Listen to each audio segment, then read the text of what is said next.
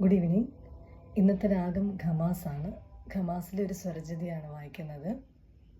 Khamas Ragam 28ാമത് മേളകർത്ത രാഗമായ ഹരികാംബോജിയിലാണ് ജനിച്ചിരിക്കുന്നത്.